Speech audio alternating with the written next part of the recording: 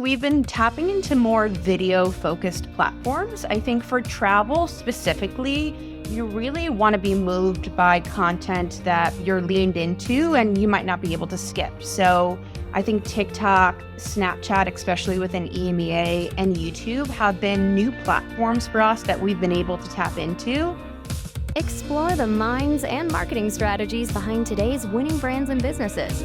Tap into the power of the creator economy with Earned by CreatorIQ. Here's Conor Begley. Hi, everyone. Welcome to Earned. Today I've got Christina McCarthy on the show. Welcome to the show, Christina. Hi, Conor. Thanks for having me. And I get to know you during your Mac days, I believe, but now you're at the Four Seasons, which is got to be exciting. It is really exciting. It's awesome. And, we were just talking about how you got to experience the Four Seasons. Like, that's part of the experience. Yeah. What I've always been curious about, before we get into all the professional stuff, you have all these kind of luxury properties, right? The Ritz, Four Seasons, et cetera.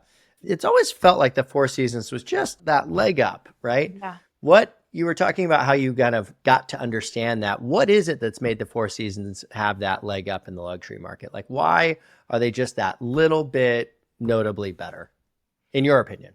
Yeah.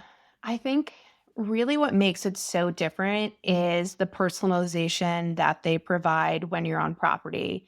So it can be anything from when you check in, they, say by name, welcome, Mrs. McCarthy, how are you today? And it just really makes you feel like they've gotten the chance to know you. They've gone through your information. They know when you're arriving. And sometimes that even happens right when they open the door from potentially the Uber or the car that you come in through. And then they kind of go through your stay and your itinerary. And again, it's almost like they're curating kind of your experience for you.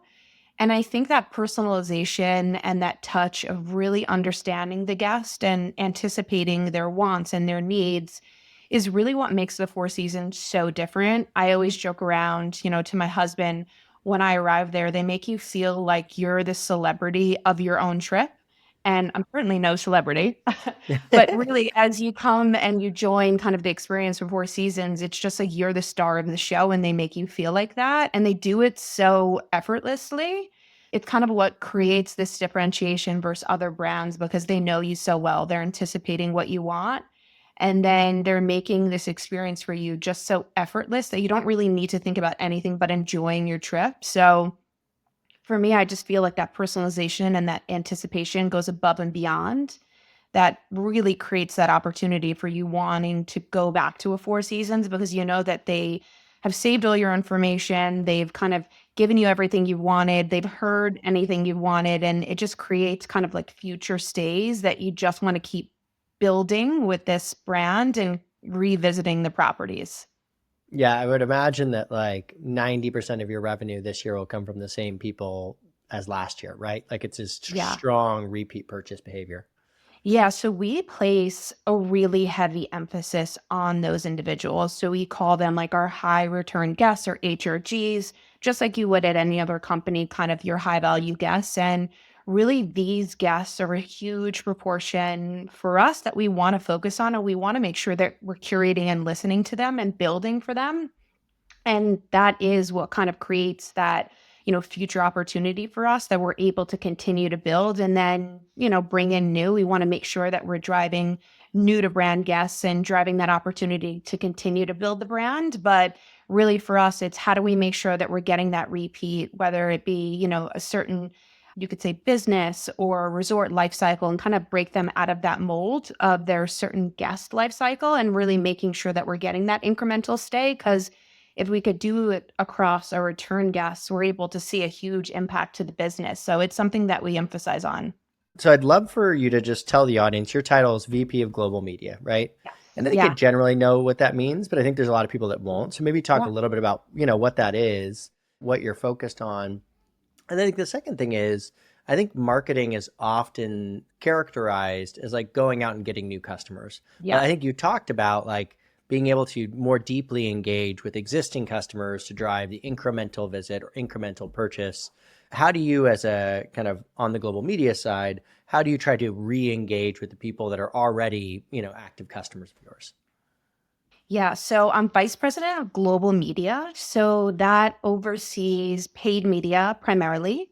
We also look after SEO, so search engine optimization, also meta search in kind of the hospitality and travel industry, as well as OTA advertising. And so, really, what this is covering all the paid elements of how you intersect as a guest or a potential guest to book. So, really making sure that we're covering off on that total guest life cycle.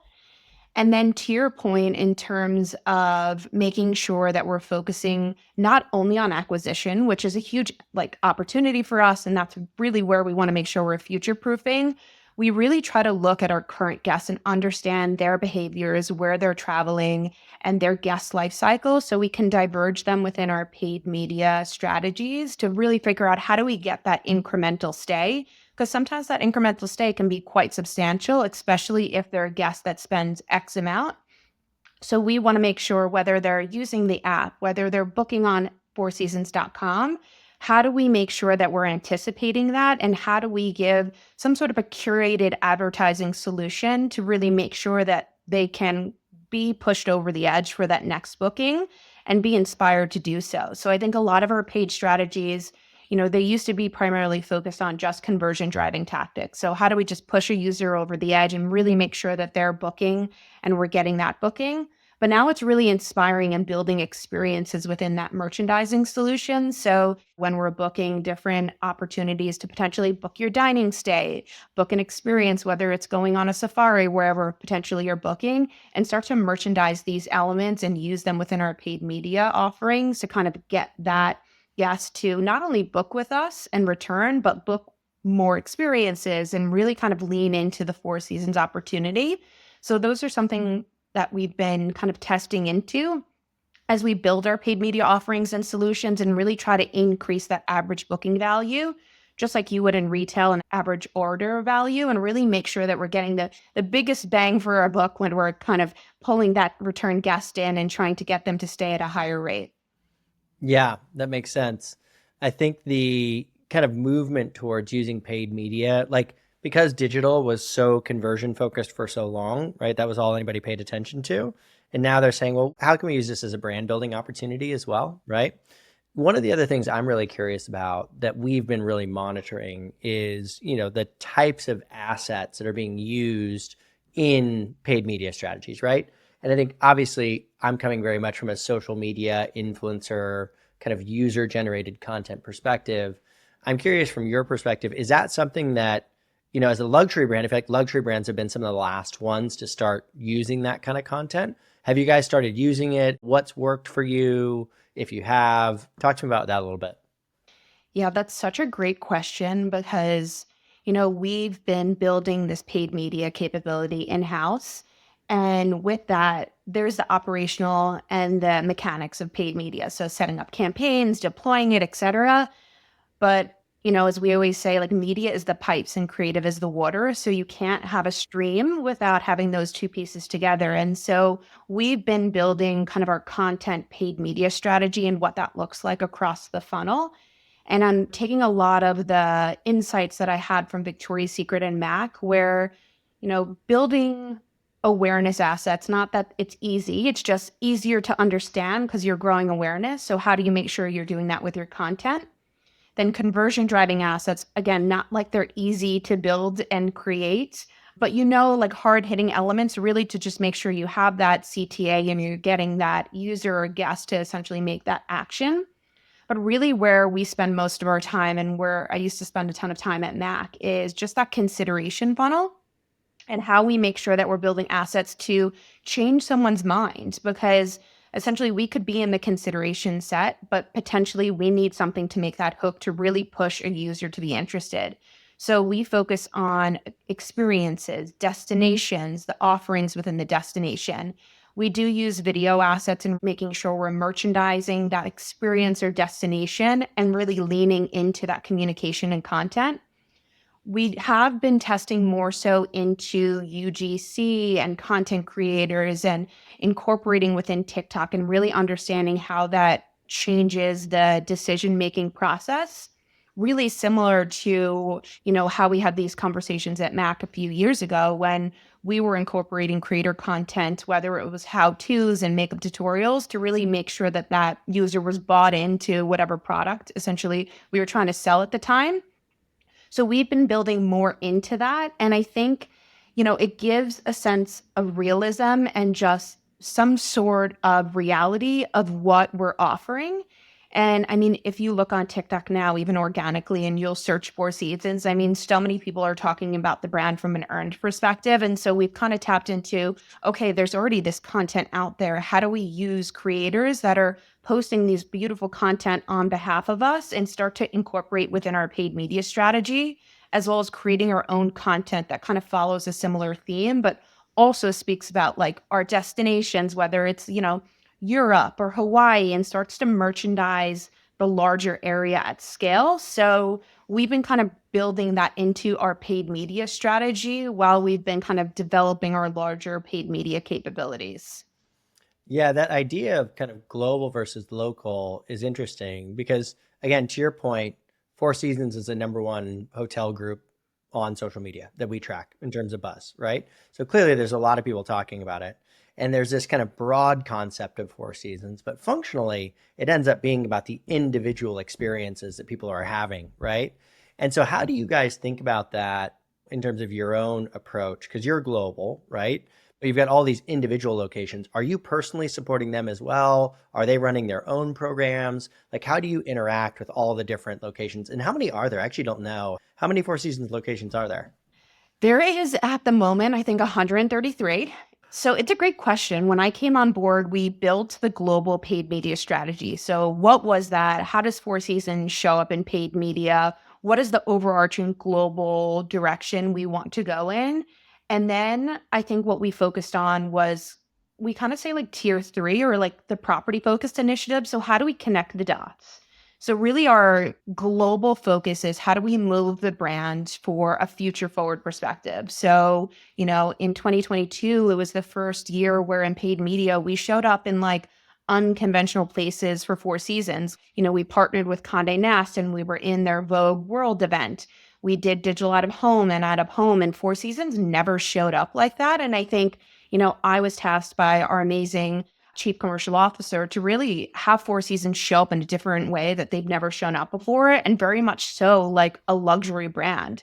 And so we started to test into these solutions, and that kind of gave us the mapping for what global initiatives were for paid media.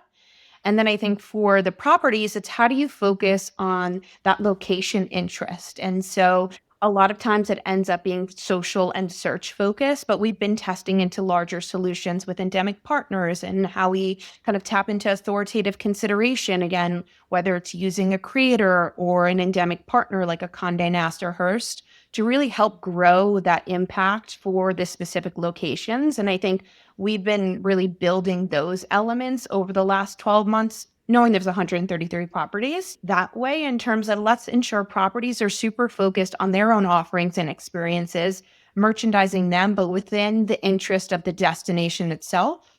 And then from a global perspective, building the brand in a future forward standpoint. And now we've also introduced this kind of tier 2 middle solution of like that destination marketing. So how do we create interest for a destination outside of just what is happening from a buzz standpoint? So really building that intent and that opportunity, very similar to, I feel like when I was at Mac or VS, we've kind of would make up these different themes or events or days that we wanted to create buzz around.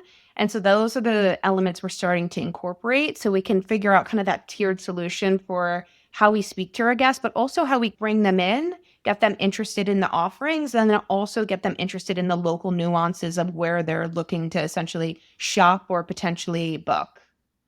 Do you have any of these HRGs that have been to all 133 properties?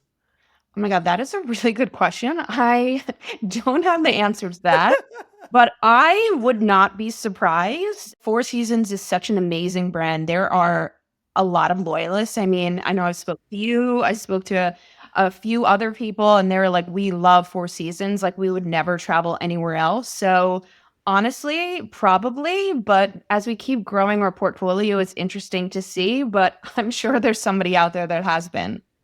You mentioned TikTok there a little bit, and obviously social media is playing a bigger and bigger role right?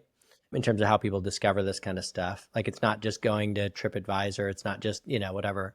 What are the channels that you've seen be most effective? Is it TikTok? Is it Instagram? I feel like TikTok's kind of a young audience for Four Seasons a little bit. Is it Facebook, right? That slightly older audience. Like what social channels have you found kind of perform best for you guys? Yeah, I mean, if you were to ask me a year and a half ago, I'd say like search and social, like Meta and Google, especially with all the new offerings that they have with travel feeds. Like, I feel like in retail, we had the product feeds and everything a few years ago. Now it's kind of coming to life in travel. So I feel like sometimes hospitality is almost a few years behind the rest of the industries. But for us, we've been tapping into more video focused platforms. I think for travel specifically, you really want to be moved by content that potentially, you're leaned into and you might not be able to skip. So I think TikTok, Snapchat, especially within EMEA, and YouTube have been new platforms for us that we've been able to tap into. But we know that Gen Z and millennials are almost using it like a search engine. I mean, you're looking for content and you're looking for people to tell you their authentic review outside of just Google. And sometimes Google now with the advertising and the Gemini taking like most of the above the fold, whether it be on your mobile phone or desktop, you're kind of just looking for an answer that's real. And you can get that on TikTok quite quickly. Some of our strategies we've been shaping to create content and make sure that we're in this conversation because we know that's where people are searching for that realistic, authentic review of Four Seasons, and they know that they can trust the creators that essentially are providing those pieces of content there. I do that all the time, right? Like I was trying to decide what wearable, right? I wanted for like health tracking. And so I was like, oh, I want to look up like Whoop versus, this for Fitbit versus whatever. And I was like really annoyed that there wasn't any more up-to-date videos. I'm like, how are there not videos recently doing this? And it's kind of funny, like I don't feel like content creators have gotten to that point where they're creating content for SEO purposes rather than creating it for their audience, right? So you're saying like, my audience isn't going to care about this, but like I'm going to create this because I know that people are going to search for it eventually, right? There's not enough of that yet, kind of shockingly, on TikTok because it's nice, right? Like it's also time limited, right? Like I want something that I can watch in 1 to 3 minutes that's going to give me the skinny on what this is. I'd be curious if I were to go search for every single property on Four Seasons on TikTok, if there'd be a video on every one of them. I don't know if there would be or not. Yeah, I think you would find at least more than half. Like, I think you'd find like 60%. It's so interesting for a while, like without us having a presence on Four Seasons formally, there was so much conversation about Four Seasons. So it was just this untapped opportunity that we were like, well, we have to join the conversation. Why not? Everyone else is talking about us and they're doing it in like a pretty positive way. It's not like, there's negativity out there and we're joining the negative conversation. So I think for us, it just was a natural place for us to be and for us to control the conversation from a paid and also from an earned perspective. Yeah, 100%. Another thing I'm curious about, I think the number of brands leaning into brand to brand partnerships has increased quite a bit. Like that feels like kind of an emerging trend slowly, but it's happening. Is that something that you guys lean into from a media perspective? Like you try to partner with other brands more frequently than you did in the past? Yeah, we also have like a partnerships team. So that's like a newly created role. The individual in that role is fantastic. So we've been focusing on a lot of that in a global and a local scale, which has been great for us. And then I think from a paid perspective, we've been starting to partner more for authoritative consideration. So I think perfect example, Condé Nast. How do we make sure we're partnering with publications that position us in a light that we want to be shed in, essentially? So in 2022, and then some of the kind of upcoming partnerships we have, we partnered with Vogue. And I think Vogue was the perfect partner for us to really kind of foray into this landscape. And we wanted to be this kind of luxurious brand and understood almost as a luxury hospitality brand, which we are. But how do we just be seen more than just hospitality? We have so many offerings. We have, a private jet. We have a yacht coming down the pipeline. We have private residences. We have F&B offerings. So it's like, how do we position ourselves as this house? And Vogue was a great partner for us to do so. So I think that was kind of the stepping stone for like, how do we make sure that we continue to build clout and equity with partners? Yeah, it just feels like such a gold mine because all these Yeah. brands, of course, want to be associated with you, right? Yeah. I mean, And so, it's amazing. I mean, just Four Seasons has built such like a legacy that it's like, oh, everyone would want to partner with Four Seasons because of what we stand for. So it's definitely a good issue to have. yeah. The other area that obviously everybody's talking a lot about right now is kind of the whole artificial intelligence, generative AI kind of movement, and specifically when it comes to ad assets. Yeah. Have you started playing around with that much? What have you found? How much of it do you think is hype versus reality? Where have you seen impacts? Such a good question. I went to a Google summit for like leadership travel execs about like 2 to 3 months ago. And like the amount of questions being asked, I was like, honestly, should I be in data engineering? But I think what's really interesting is we've been looking at certain solutions to really understand from like a mechanism and a MarTech, but also a creative perspective, what are efficiencies that we can gain. But I think really the thing is, Gemini being probably hugely impactful, just knowing most users use Google, ChatGPT being a huge piece, but there's not a lot of advertising solutions there. I think users are expecting a personalized journey, at least for travel. So how do we as Four Seasons start to curate our advertising solutions to be the same as on property? So our goal is to be one of the most digitally driven luxury hospitality brands. So we offer such a curated custom experience on property. How do we take that digitally and make sure that we're anticipating our guests' needs? And I think that's where AI is going to diverge and how we can make sure the advertising opportunities that we provide to guests and the merchandising of offerings or experiences that we do are curated to the users specifically based on their past experiences or based on some, first or third party data that's, aggregated together. And we're providing kind of probabilistic opportunities in terms of, oh, hey, this is what I think you would want. We're not there yet, but I think that's what people are going to be looking for because that is what we offer on property. So it's like, how do we digitally show up as that within a digital and a social perspective? So I think that's where AI is going to help shape that within the next few years. I'd say hopefully we'll be there within the next probably 12 to 24 months in terms of creating these back end and front end experiences that are so curated to the user that they really need to lean and opt into. So I think that's where a lot of it is. I think the hype, though, I mean, the hype is real. AI is here. Like we're using it within Google and Meta. Like there's offerings that they already provide that we opt into. But I think the super hyper personalization is going to come through within the next, 2 years or 1 to 2 years that we're going to need to really start to change and solution for within a content and an advertising solution perspective. People are starting to talk about it, but obviously ChatGPT is taking a big chunk of search, right? Yeah. Big chunk of Google searches. They haven't started rolling out any advertising solutions, but have you guys thought at all about SEO on ChatGPT? I mean, it's so early. Have you started thinking about how do you exist in kind of a ChatGPT world, or what are your approaches to that channel?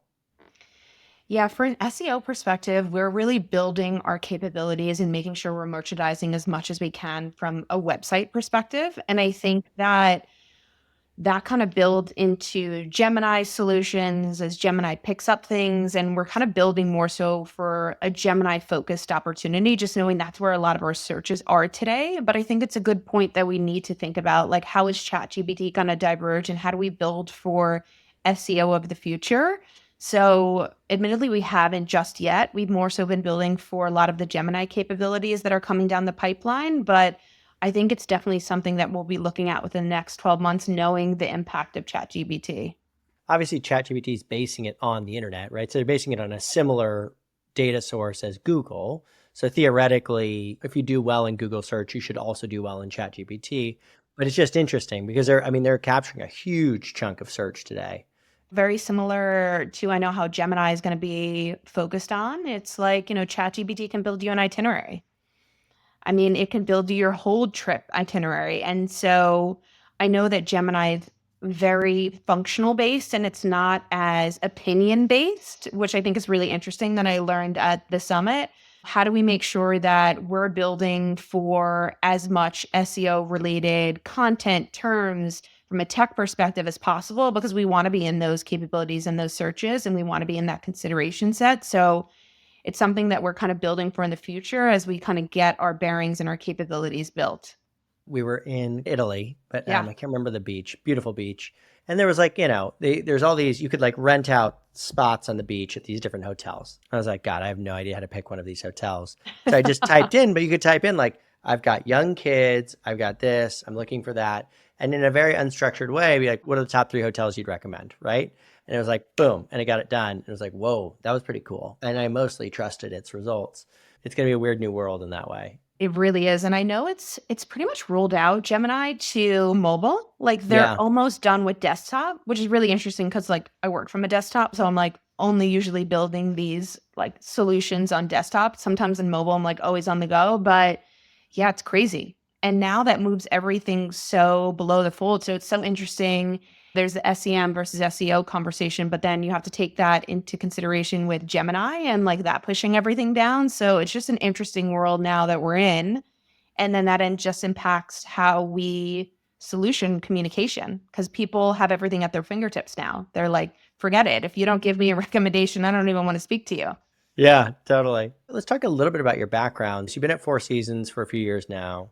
Coming on 3. I joined like right after I got married. I was crazy to do that, switching jobs, but I decided to just really test myself. But yeah, almost 3 years.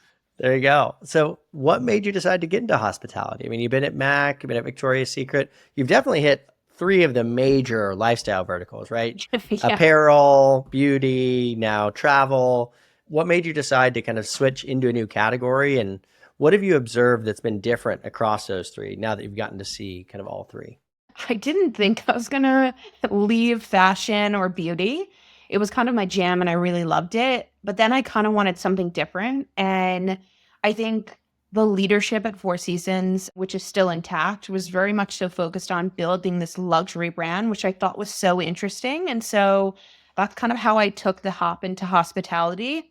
Fascinating industry. I mean, I learn something new still every day. The people at properties from an operations perspective are like truly wizards. I give you guys so much credit. I just sit behind my laptop and do strategic things. You guys are dealing with so much on property. What's been so different is just the way that we build strategies, but then at the same time, the things that have been super similar are the way that we connect to the guests or the customers. So I feel like the career journey that I've taken has been kind of like purposeful. So Victoria's Secret is very tactical details and building for a fashion brand that, went luxury and we were trying to go luxury and then we kind of went back to mass. So it was interesting to see the different solutions that we were trying to solution for at the time in terms of like super niche and then like super mass. And then at Mac, it was my first global role and I found it so interesting. The leadership there was great. I learned the most that I've ever learned about like building for global capabilities and what that looks like. But really it was about how do we focus on the customer and how do we make sure that we're anticipating what she, he, they need. And now at Four Seasons, it's kind of similar. It's a different context of the merchandising that we're doing and it's a different purchasing cycle. Like with us, you might go on 2 trips a year or 3 and we're like, whoo, whereas at Mac, we wanted you to buy like 3 products a month.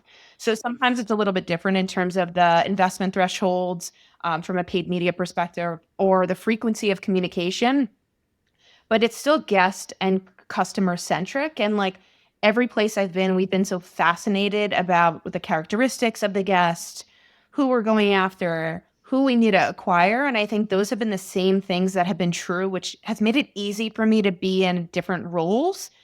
But the way that we've been, speaking to them and building strategies around them hasn't been that different because it's very like luxury aspirational focused.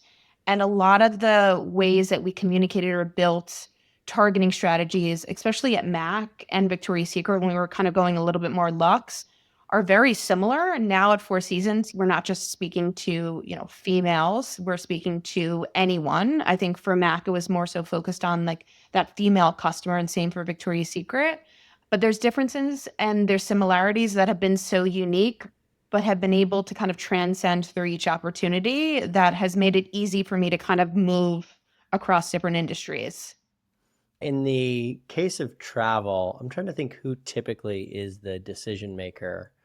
I'm not talking just male, So yeah, female, they but say like it's how does that, male, do they say it's but male? we I don't know know it's that that's true. female. There's different data points, I think, from like a pure credit card or financial perspective. Like it does show male, but then we see that female does make those decisions and is super influenced and influencing to that decision-making process, which I'm using me as an example, but like, my husband might book it, but I probably have all the different ways of how I change that itinerary and whatnot. So we do see that, but now we're seeing like 50-50. And I think that just is based on, how the world is changing, et cetera, et cetera. But it's interesting. Yeah, you can't trust credit card data on that one. I'm trying to think about my own personal, like it's probably 50-50 if I'm being generous to me, but it's probably more like 60-40, my wife, where like we'll come up with a place and then we do our research. We both have kind of our own ways of researching, right?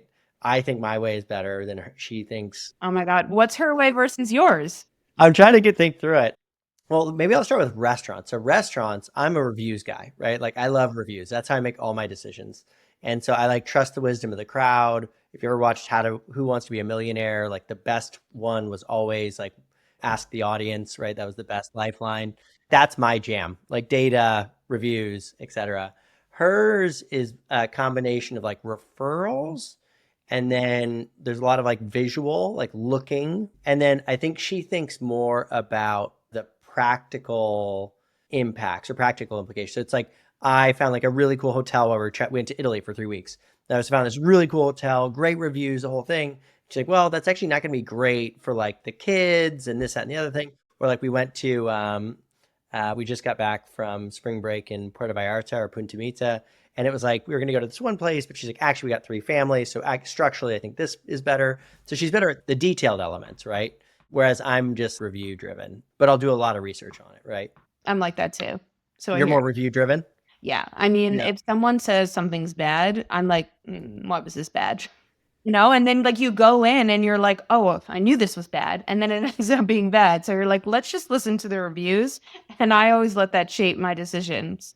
Well, cool. Let's do one kind of fun end of show question. Yeah. So I'm curious, of the Four Seasons properties that you've traveled to, which one is your favorite that you've been to? Wow. And which is the one that you most want to go to? Like the one that you're like, that's the one I would want to go to next.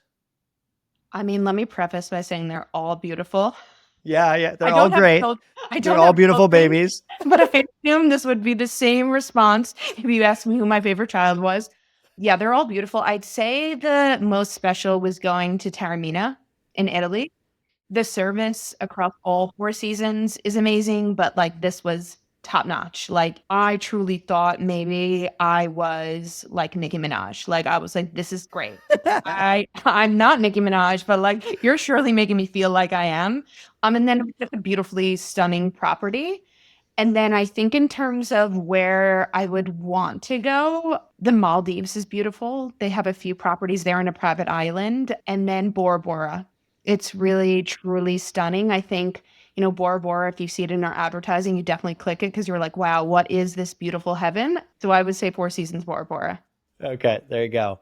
That's down by French Polynesia, right? Is that kind of in that, from the West Coast, that's a relatively doable flight. It's not horrible. It's a little bit further from Hawaii, I think, if you're going from the West Coast. So it's not like horrible, but it's definitely, I've heard it is absolutely worth it. Yeah, I'm looking at the pictures now. That looks pretty epic. Yeah, it's insane. Again, congrats on all your success. I think if you were to look at the brands that you've worked at, these are some of the most iconic brands in the world. So hats off to you. Thank you, Conor, and thanks for the opportunity.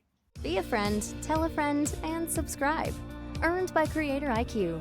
CreatorIQ is your all-in-one solution to grow, manage, scale, and measure your influencer marketing program. Ready to unlock the power of the creator economy? Get started with a demo today at CreatorIQ.com.